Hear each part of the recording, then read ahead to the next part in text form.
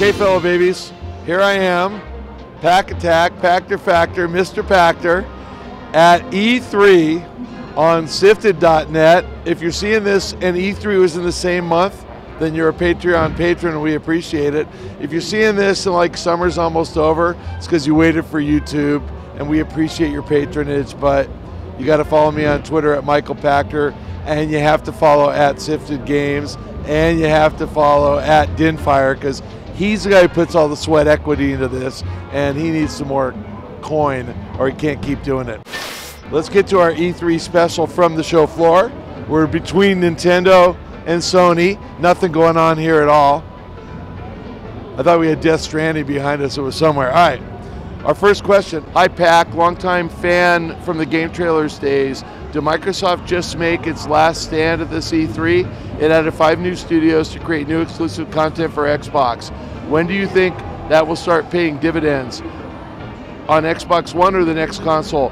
Which of the platform holders won E3? There's a lot of questions here. Does winning E3 mean anything anymore? I think that Microsoft told me that they still care about being first or second, and they know they're in second in this generation, and they're not going to take that lying down. It is too late for them to come back. They're not going to pass Sony in this generation. So the real question is, what's going to happen next generation? I think these studio acquisitions are intended to support the next generation console launch. They didn't announce dates for Halo. They did announce a 2019 Gears of War. It really wouldn't surprise me, even though they showed some Halo, if we don't see that until 2020, and that's a launch title for 2020. It wouldn't shock me if they had a console ready in 19. I don't think they will, but I think Microsoft had success with Xbox 360 launching ahead of PS3. They didn't have as much success launching side by side with PS4. I think they'd like to get the advantage back next cycle. I think by the time we get a year or 2 years into the next cycle, 2021, 2022, all these studios have games, and I think they've bolstered their first-party lineup to the point where they actually have a chance. When will it pay dividends? Next generation. Yes, next console. Who won E3? Microsoft had the best press conference, I think, but not because of the content, because I think, Sony's content was equally great. I think Microsoft won because of the style of the delivery. I think that we like seeing the developers on stage. They're endearing. It tells you, how passionate these people are about making the games. So the best single trailer I saw was The Last of Us. I mean, no question, that's one I want to play. But I didn't see, Neil Druckmann up there talking about writing it. I didn't see Evan Wells up there talking about the development. And those guys mean something to me, where I get Rod Ferguson up there talking about Gears Pop, and I'm more interested because Rod is talking about it, and Rod's cool. So, I think that you really miss something when you take out the human element at E3, and I think that was a mistake by Sony, a huge strategic win for Microsoft. So I was very impressed with Microsoft's press conference. Nintendo didn't have one, so who cares? Does winning E3 matter anymore? I mean, Sony's won, so it doesn't mean anything because they've won. Microsoft thinks it matters next cycle. We'll see. Next cycle, we're probably going to have streaming. We're probably not going to need as many people with consoles. Streaming expands the market off console. You probably are going to sell a ton of consoles because the super aficionados are going to buy one because it's the best way to play. It'll be less latent, so I think it'll be really interesting to watch. But Microsoft intends to win the next cycle, so it'll be fun to see if they prevail. Our next question from Patreon from Yakov Verch. Hi, Pac. What's the reasoning behind Microsoft announcing a next generation Xbox? Won't it discourage people from buying Xbox One? That's a good point. I think maybe. I think it's really an acknowledgement that they're not going to pass Sony this cycle, and they're letting you know there's a new cycle coming. Discourage you from buying one. I mean, if you want to play the current games, you kind of have to have one. So, and if you don't know the date and the price of the next one, it probably doesn't matter to you. But yeah, I think as soon as they announce it for sure, you're going to see Xbox One sales drop. My bias is they discontinue the Xbox One right at the Xbox Next launch, whatever it's called, Scarlet is what I'm hearing. And when that happens, that'll kind of force you to buy a new one, but we'll see what they do. I mean, I don't know. They clearly didn't win this cycle. They're going to have a strategy to win the next cycle. We'll see how they roll it out. Our next question from Patreon, from Keith McWomble. He asked a lot of questions, doesn't he? Hi, Keith. Yes, good.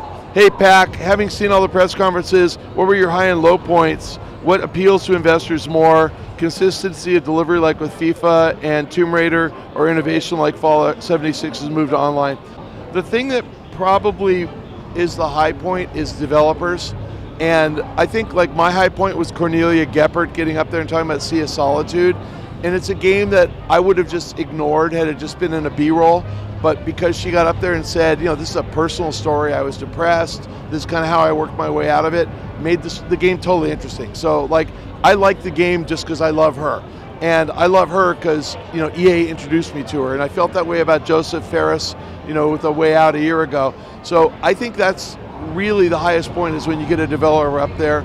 The lowest point is, I mean no disrespect, but Nintendo running their E3 is a Nintendo Direct. It's like you can have one of those any day. E3 needs something special, and it wasn't special enough. So, hey, my brother, Spider-Man,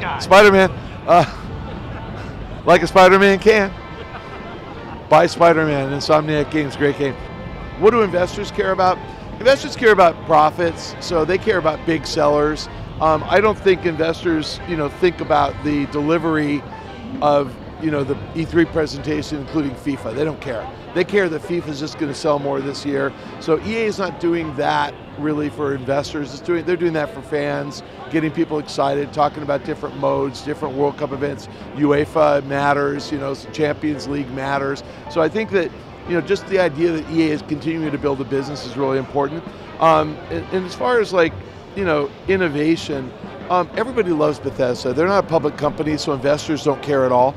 But everybody just loves them. They love what they do. They love how they present it. It's an innovative company. They have amazing IP. They execute flawlessly. And they have the developers on stage talking. And that really, really is endearing to people, And I sat at their party with the two Swedish dudes who were making Wolfenstein Youngblood. And I told them I have identical twin daughters that look like those girls, and we're going to play it together. And they were like, "That's so cool," But I wouldn't know who they were if they weren't on stage. So I think that really matters. People love that. I don't know that investors care, but if Bethesda were a public company, investors would care.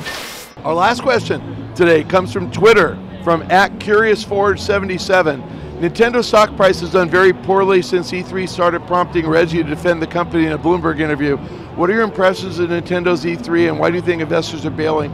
That Nintendo's made a strategic error in guiding. They tell investors their guidance that they intend to sell 20 million Switches this year, and 20 million is up from 15 million last year. Switch in the month of April is trending to do like 8 million or 10 million, much, much lower than 20. Obviously, it depends on how you extrapolate, but I'd say it probably is extrapolating under 10 million.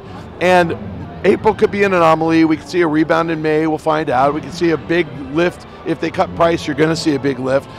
They think they're going to get a big boost from Pokemon Go, Pokemon Eevee, and Pikachu.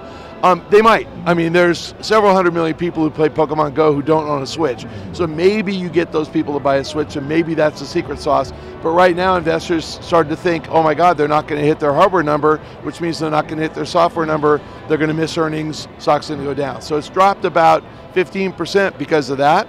And they can get it back if Switch numbers start to pick up. And the two ways to do that are have a game that people really want to buy and play, or cut price. So, there's a lot of months left in the year. We'll see. If we get to November and they haven't seen a lift in sales and they haven't cut price, the stock's probably going to stay down. If they get a lift in sales and they've cut price, stock's probably going to rip right back up. So I'm a fan of the company. They have great IP. They didn't get their message across very clearly at E3 because they didn't have a stage presentation. I think they should do that next year. They have a new CEO who just started a couple weeks ago. Maybe he'll have it together next year and do that. I encourage them to do that because I think people love Nintendo and want to hear what they have to say. This is a great forum to say that. And again, I'm a fan of the company, not necessarily as big a fan of the stock, but they're great folks. They make great content. The Switch is a great platform, so I wish them well. Follow me on Twitter, fellow babies, @Michael Pachter. I finally cracked 45,000. Thank you. Next stop 50. And we will see you with a regular edition of the Pachter Factor next week. Thank you. Signing off. Pack out.